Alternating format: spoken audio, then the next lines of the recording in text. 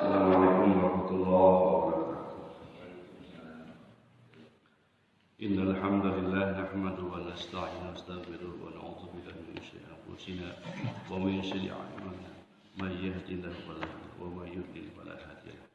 Asyhadu an la ilaha illallah wahdahu la syarika lahu wa asyhadu anna Muhammadan 'abduhu wa rasuluhu la nabiyya ba'dahu.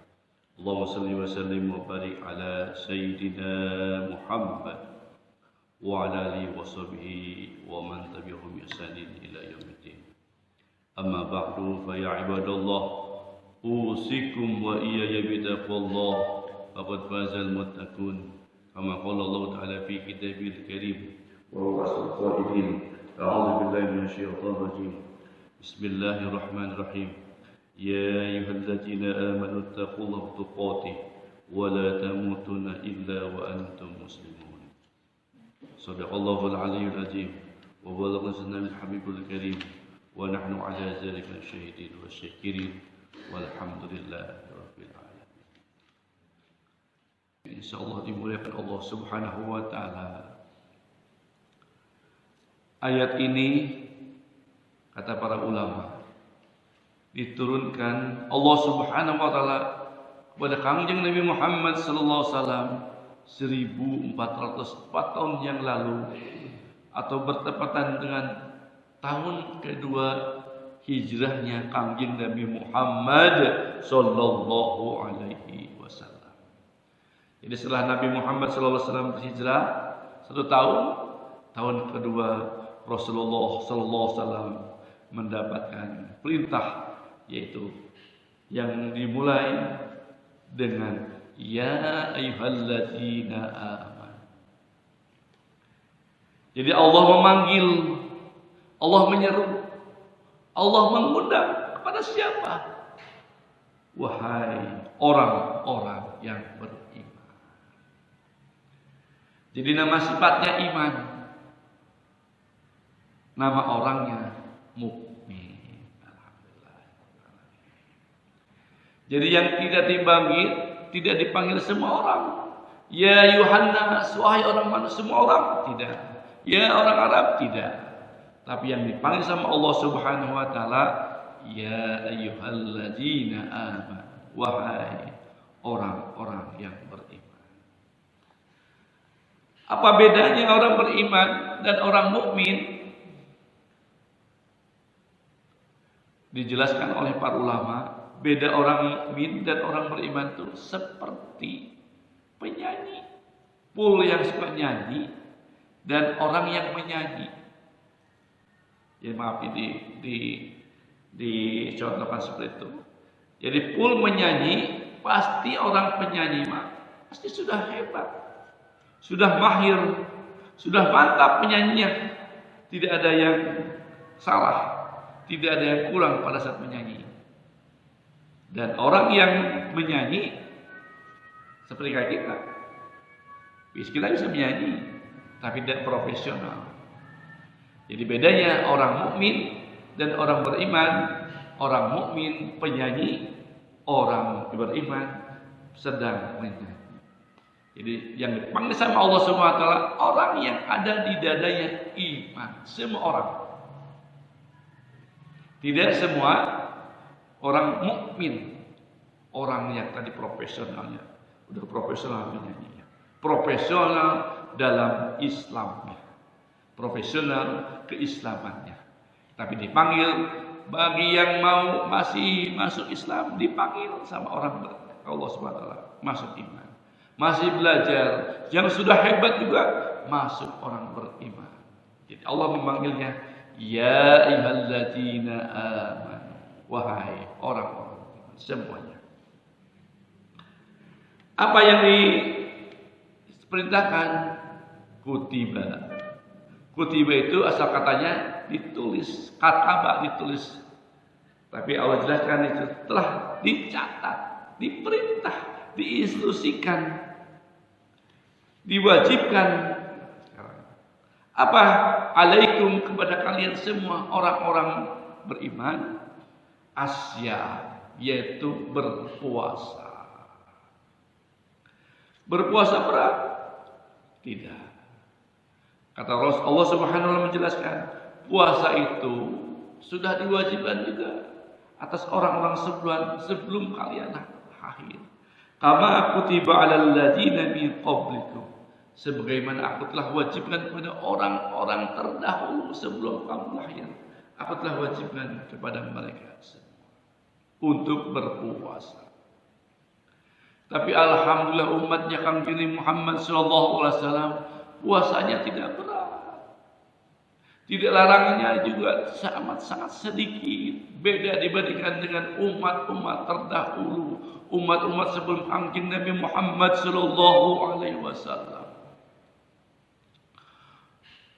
Puasanya orang terdahulu itu juga telah disampaikan kepada orang selain Islam, orang Kristen, orang Yahudi, orang Nasrani sudah berpuasa mereka juga sebelum kita. Maka oleh Rasulullah puasa itu tidak berat, hanya pada saat dimulai dengan terbit matahari dan terbenam matahari, terbit fajar dan terbenam. Kira-kira 14 jam kita berpuasa. Tidak satu malam penuh. Orang-orang sebelum kita berpuasanya sahur, dimulai sahur, bukanya sampai malam hari. Bukannya maghrib tapi malam hari. Ada juga harus puasa lagi sampai dengan 3 hari baru berbuka puasa. Kita umatnya Kang Nabi Muhammad sallallahu alaihi wasallam alhamdulillah ringan sampai 14 jam. Orang-orang terdahulu ketika kita membahas bahwa Nabi Zakaria ketika ingin berpuasa, selain puasa 3 hari tidak makan tidak minum, dia juga puasa berbicara. Bayang, mereka puasanya menahan. Jadi puasa itu menahan hawa nafsu makan, minum, bersenggama, berkata-kata jelek, berkata bohong, semuanya ditahan. Kita hanya itu. Tapi orang-orang dulu menahannya tidak semua, tapi tidak boleh berbicara. Kita masih bisa bicara sama orang, teman-teman kita, saudara kita, puasanya masih bisa. Orang-orang dulu sangat berat puasanya. Maka Allah Subhanahu wa taala puasa itu telah diwajibkan juga atas orang-orang sebelum kalian, sebelum umatnya Kang Nabi Muhammad sallallahu alaihi wasallam. Alhamdulillahirabbil alamin. Apa tujuannya berpuasa ini? Puasa ini bukan ingin bisa terbang. Dengan puasa kita bisa terbang. Dengan puasa juga tujuannya bukan untuk kita kebal senjata, kita kebal terhadap peluru, bukan. Kata Allah Subhanahu wa taala, tujuan berpuasa adalah la'allakum tattaqun, supaya pasti kita setelah berpuasa kita menjadi orang-orang yang bertakwa. Alhamdulillah. Takwa itu apa? Takwa kata Allah Subhanahu wa taala yaitu takut sama Allah Subhanahu wa taala. Jadi kalau orang berpuasa pasti takut. Walaupun kita punya beras, punya Indomie, punya makanan ayam, punya segala makanan di rumah, pada saat puasa, walaupun itu halal, tidak ingin kita dimakan pada siang hari. Karena apa? Karena takut sama Allah Subhanahu wa taala. Demikian juga ketika kita masuk ke dalam ruangan yang gelap, tidak ada siapa-siapanya, kita bawa makan di situ, kita tidak ingin, kita takut, walaupun kita sendiri dalam ruangan sendiri tidak mau makan apa yang kita anggap halal untuk dimakan. Jadi takwa, takut sama Allah Subhanahu wa taala. Dimanapun berada, kapanpun berada, kita takut sama Allah Subhanahu wa taala. Jadi puasa menjadikan kita la'allakum tattaqun, menjadi orang yang takut pada Allah Subhanahu wa taala. Jadi takut itu tidak saja di bulan Ramadan, nanti 11 bulan kemudian juga takut sama Allah Subhanahu wa taala. Dijadikanlah kita menjadi orang-orang yang bertakwa kepada Allah Subhanahu wa taala. Definisi lain, takwa menjalankan seluruh perintah Allah dan menjauhi seluruh larangan Allah Subhanahu wa taala. Berpuasa perintah Allah, maka dilaksanakanlah puasa tersebut. Alhamdulillahirabbil alamin. Kalau kata Rasulullah sallallahu alaihi wasallam, kalau seandainya umatku tahu tentang bagaimana fadilah keutamaan puasa Ramadan, maka kalau tahu bulan-bulan seluruh bulan inginnya bulan Ramadan. Tidak bulan Ramadan saja, tapi bulan Syaban Ramadan, bulan Rajab Ramadan, semuanya 12 bulan menjadi bulan-bulan yang untuk beribadah kepada Allah Subhanahu wa taala. Makanya pada saat kita memasuki bulan Ramadan, belum masuk, kita mohon kepada Allah Subhanahu wa taala, wa balighna Ramadan, ya Allah, sampaikan usia kami ya Allah ke dalam bulan Ramadan. Mudah-mudahan kita disampaikan usia kita ke dalam Ramadan dalam keadaan sehat.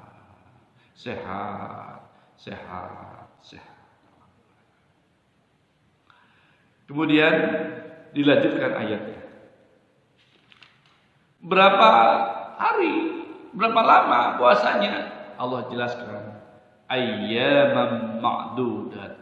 Ayyam itu kata dasarnya, itu ayyaman itu hari, beberapa hari.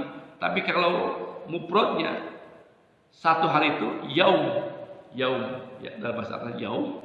Tapi kalau beberapa hari ayyam, jadi banyak hari. Tapi kalau kita mah hari, banyak hari-hari, kita ditambah hari. Tapi bahasa Arab beda. Yaum satu hari, ayyam beberapa hari. Beberapa yang mana itu puasanya? Ma'dudat, yang telah ditentukan bilangannya. Ditentukan di sini kalau tidak 29 atau 30 hari kita puasanya. Kita kata Allah Subhanahu wa taala. Siapa yang menentukan itu? Semuanya yang menentukan Allah Subhanahu wa taala. Setelah mendengar perintah ini, sebagai mukmin kita berucap sami'na wa ata'na. Kami dengar ya Allah, kami taat kepada ya Allah. Jadi 29 atau 30 berat. Jadi ayat kalau dipotong sampai sini berat. Tapi Allah jelaskan ayatnya lagi bahwa tidak semua orang berpuasa, tidak berat. Siapa yang tidak boleh berpuasa? Faman kana minkum maridun. Barang siapa yang di antara kalian pada saat Ramadan datang maridun, dalam keadaan sakit, au ala safarin, atau dalam keadaan perjalanan musafir. Nah, di sini pasti ada bertanya, sakit yang gimana? Apakah nanti pada saat tergores luka boleh berbuka? Nah, itu ya.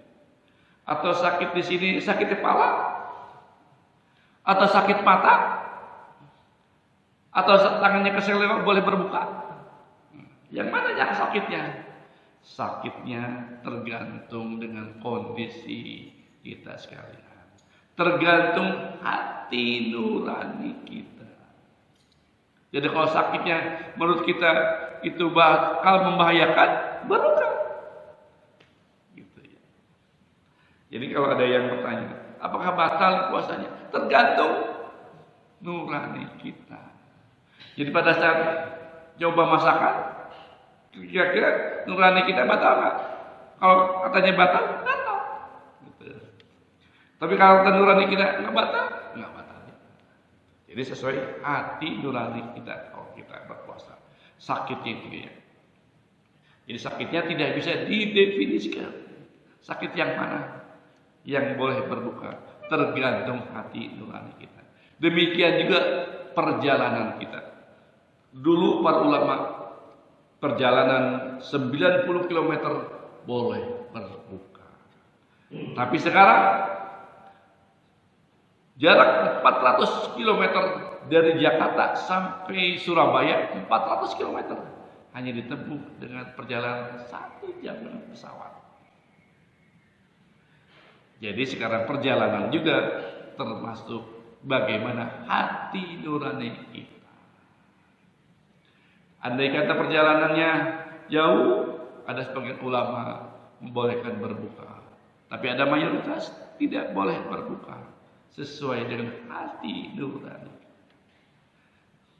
Kalau 90 km kira-kira dari sini ke Bandung 120 km. Tapi perjalanan cuma 3 jam, tidak perlu berbuka. Jadi sesuai dengan hati nurani kita pada saat boleh berbuka atau juga berpuasa. Nah, jadi tidak semua orang berpuasa di bulan Ramadan ini. Yaitu yang pertama orang yang sakit dan yang dalam perjalanan. Bagaimana kalau sudah sakit atau safar? Allah menjanjikan, "Fa'iddatun min ayyamin ukhra." Maka gantilah hari-hari yang lain, hari-hari di luar Ramadan untuk mengganti puasa kita yang tidak dapat berpuasa karena sakit atau juga melakukan perjalanan. Kemudian yang siapa lagi? Yang ketiga, wa'alal ladzina yutiquna. Dan yang ketiga yaitu orang-orang yang tidak dapat melaksanakan puasanya karena sakitnya keras atau juga sakitnya tidak bisa disembuhkan lagi. Seperti orang tua kita. Orang tua kita yang sudah lanjut tidak bisa berpuasa dan tidak bisa mengganti di hari-hari yang lain. Bagaimana bisa mengganti? Dia sendiri di bulan puasa payah, sakit, dan tidak bisa diharapkan kesembuhannya. Makanya tidak perlu mengganti puasanya. Tapi apa yang keluarkannya? Kata Allah Subhanahu wa taala, fidyatun ta'amum miskin. Keluarkanlah fidyah. Fidyah itu asal katanya tebusan. Makanya orang yang tidak kuat melaksanakan puasanya, dikeluarkanlah fidyah, makanan untuk fakir miskin. Berapa Pak Mamang yang harus dikeluarkan? Para ulama menjelaskan dikeluarkannya 1 mud. 1 mud itu berapa? 750 gram. Tapi ada yang menyebut 1 sak, ada sok ya. 1 sok. 1 sok itu adalah 4 mud. Jadi kalau 4 mud itu 1 mud 750 gram. Jadi sak itu sama dengan 4 mud. Jadi sama 750 gram dikali 4 menjadi 3 kilogram. Harus dikeluarkan setiap hari bagi orang yang tidak mampu berpuasa. Nah, jadi kalau sudah tidak mampu, keluarkan fidyahnya bagi orang-orang tua kita. Kita menjadi orang tua nanti, gitu ya. Akan tidak mampu. Kalau diberi usia yang panjang, kita juga pasti akan menjadi tidak mampu berpuasa. Nah, pada saat itulah kita memberikan makanan kepada orang-orang miskin. Bagaimana makanannya? Kemudian Allah Subhanahu wa taala menyebutkan ayatnya. Faman tatawwa'a khairan, barang siapa membuat kerelaan kebaikan, maksudnya itu bahwa khairan, maka itu lebih baik baginya. Apa itu maksudnya? Lebih baik baginya. Jadi pada saat kita mengeluarkan fidyah, Fidyahnya hanya 3 kilo. Kalau orang miskin kasih 3 kilo, sih masa beras aja. Maka tambahlah dengan sayur-sayuran. Maka tambahlah dengan ayamnya, dengan lauk pauknya. Itu disebut tatawwa'. Tatawwa' jadi disempurnakan, dilebihkan. Jadi ada juga biasanya ada anak disuruh oleh ibunya, "Nak, coba taruh gelas ini di pinggir meja." Kemudian anaknya membawa gelasnya dan menaruhnya bukan di pinggir meja, tapi di tengah-tengah meja. Karena kalau di sisi meja akan jatuh kalau dia simpan di tengahnya. Nah, simpan itulah disebut dengan tatawwa'. Demikian juga sholat. Sholat berat. Sholat hanya 5 waktu diwajibkan. Subuh, zuhur, asar, maghrib, isya. Dan bagi orang yang melaksanakan ada sholat rawatib, sholat yang melaksanakan yang mengiringi sholat fardu yang disebut rawatib. Nah, siapa saja yang melaksanakan itu tatawwa', sempurnakan. Apalagi dengan ditambah dengan sholat-sholat yang lain, disebut dengan tatawwa'. Kita bisa tatawwa', dan tatawwa' ini adalah kalau kita lakukan kata Allah Subhanahu wa taala, bahwa khairul lah, itu lebih baik dari itu. Demikian juga zakat. Zakat hanya diwajibkan zakat mal. Tapi kalau ada zakat yang lain yang kita boleh. Kalau kita mengerjakan yang itu tatawwa'. Demikian juga puasa. Puasa diwajibkan di bulan Ramadan. Tapi kalau sudah melaksanakan puasa Senin Kamis atau puasa Sunan Daud, puasa Nabi Daud, itu kita termasuk tatawwa', disempurnakan. Dan tatawwa' itu bahwa khairul lah, itu lebih baik kalau kalian kerjakan. Alhamdulillah. Kemudian Allah Subhanahu wa taala melanjutkan ayatnya. Wa antasamu, dan siapa saja yang berpuasa di bulan puasa, di bulan Ramadan, khairun, itu lebih baik lakum, bagi kalian semua. Kalau kalian tahu makna di dalam bulan berpuasa. Makanya tadi kalau kita sudah tahu keutamaan puasa, keistimewaan puasa, pasti kita ingin puasanya setiap bulan Ramadan. 12 bulan Ramadan. Tapi kata Allah Subhanahu wa taala 1 bulan saja. Tapi 1 bulan saja bisa menjadikan sebulan belas kalian menjadi bulan Ramadan. In kuntum ta'lamun, kalau kalian tahu maksud keistimewaan dari puasa tersebut. Alhamdulillah. Jadi yang berkata itu bukan manusia, bukan Nabi Muhammad SAW, tapi pencipta langit dan bumi dan pencipta kita berbicara kepada kita. Jo, kalau puasa itu lebih baik kalau kamu lakukan, kamu kerjakan, gitu. Jadi mengandung arti maksud. Kemudian dilanjutkan ayatnya.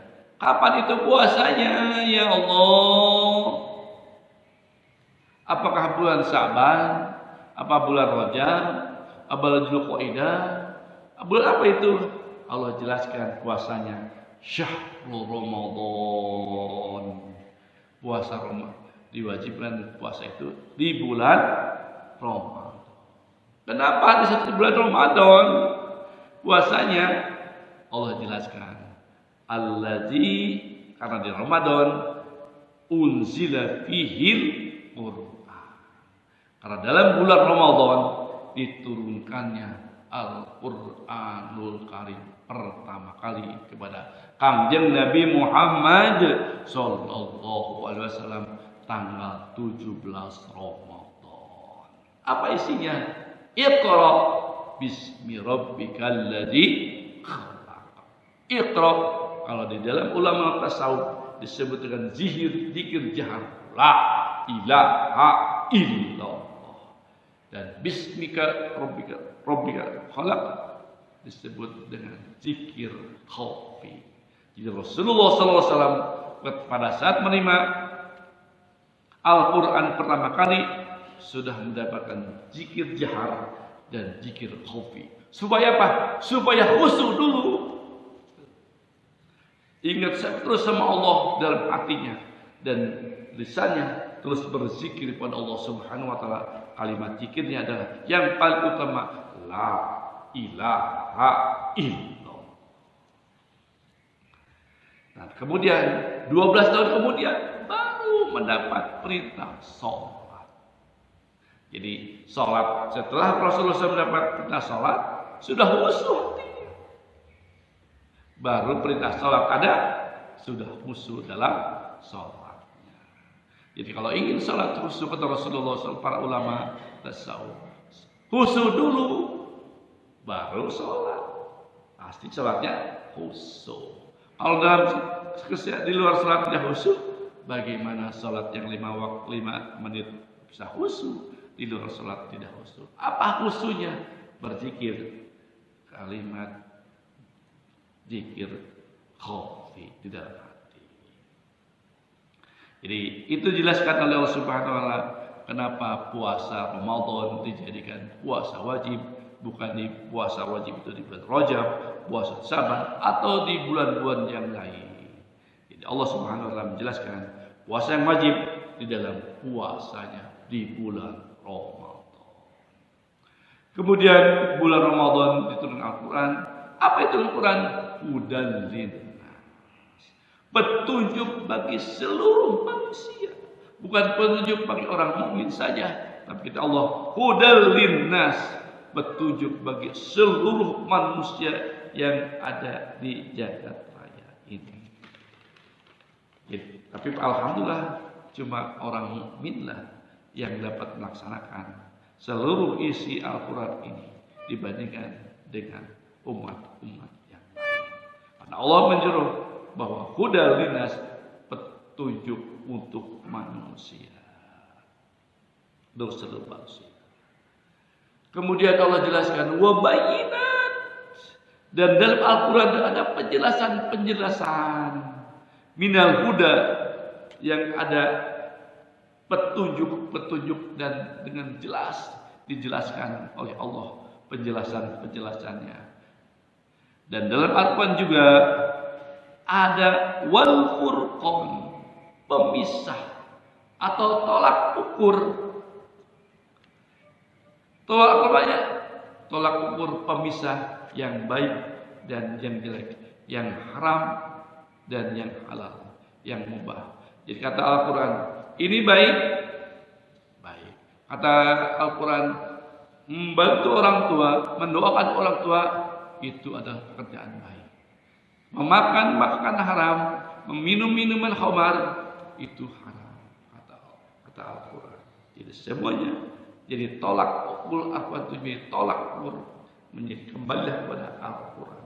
Wal furqan, pemisah, tolak ukur, pembeda yang haram dan halal. Itu adalah Al-Quranul Karim. Nah, kenapa diturunkan bulan Ramadan? Jadi bulan Al-Quran di bulan Ramadan, diwajibkan berpuasanya di bulan Ramadan. Kemudian Allah Subhanahu wa taala menjelaskan, "Faman syahida," dan bulan Ramadan ini, "Faman syahid," barang siapa yang menyaksikan, hadir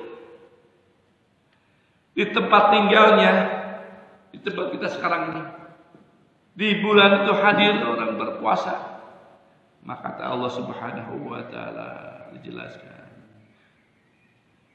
asyhru fal yasum, maka barang siapa telah hadir di antara Ramadan di bulan Ramadan itu, fal yasum, maka berpuasalah kalian semua. Jangan tidak berpuasa. Dan pada saat datang bulan Ramadan, wa man kana maridan aw ala safarin fa iddatun min ayyamin ukhra. Siapa saja yang sakit, perjalanan, tidak usah puasa. Yang saya jelaskan juga dan diganti dengan hari-hari yang lain di luar Ramadan. Kemudian Allah jelaskan, yuridullahu bikumul yusra. Allah menghendaki kemudahan. Sebaliknya, wala yuridu bikumul usra. Allah tidak menghendaki, sebaliknya tidak menghendaki kesulitan. Rasulullah SAW dihadapkan ada dua kemungkinan. Yang ini yang mudah, ini yang sulit. Pasti Rasulullah SAW memilih yang mudah. Demikian juga Allah Subhanahu wa Ta'ala menjelaskan, puasa itu mudah, tidak ada yang sulit. Kalau sudah yang mudah tidak dilaksanakan, naudzubillah, berlindung pada Allah Subhanahu wa Ta'ala. Setelah kita berpuasa, kapan itu berpuasanya? 29 atau 30 hari. Kata Allah Subhanahu wa Ta'ala, wa tukmilul iddat, genapkanlah, sempurnakanlah bilangan 29 atau 30 hari. Kalau masih 27 hari, puasa lagi. 28 hari, puasa lagi. Sampai genap 29 atau 30 hari. Tergantung siapa saja yang melihat hilal pada saat itu. Boleh tidak berpuasa. Masuk 1 Syawal, kita akan berkumandangkan takbir. Wal takbirullah, malah Allah bertakbir pada Allah Subhanahu wa Ta'ala. Telah sempurnakan 29 atau 30 hari, bertakbirlah kepada Allah Subhanahu wa Ta'ala. Agungkanlah nama Allah Subhanahu wa Ta'ala. Salatlah salat Idul Fitri ala ma hadakum, itu atas petunjuk hidayah dari aku untuk kalian, la'allakum tashkurun. Setelah kalian mengerjakan semuanya, puasa 29-30 hari dan disempurnakan puasanya, wa la'allakum tashkurun. Mudah-mudahan kalian menjadi orang-orang yang bersyukur. Jadi semuanya ibadah ini nanti ujungnya bersyukur atau kufur. Orang yang bersyukur dimasukkan pada surganya Allah Subhanahu wa Ta'ala. Orang yang kufur dimasukkan, diponis masuk ke dalam neraka Jahannam. Nauzubillah, summa nauzubillah. Di puasa ini awalnya orang takwa, untuk menjadi orang takwa, tapi akhirnya nanti kita digolongkan hanya 2, orang yang bersyukur atau tidak bersyukur. Mudah-mudahan dengan datangnya bulan Ramadan kita menjadi hamba yang bertakwa dan akhirnya menyelesaikan semua puasanya menjadi hamba yang bersyukur kepada Allah Subhanahu wa Ta'ala. Alhamdulillahirabbil alamin. Kita tutup kaji kita dengan baca doa majlis. Subhanakallahumma wa bihamdika asyhadu an la ilaha illa anta astaghfiruka wa atubu ilaik. Mohon maaf lahir batin dunia akhirat. Wala minkum wa billahi taufiq wal hidayah. Wassalamualaikum warahmatullahi wabarakatuh.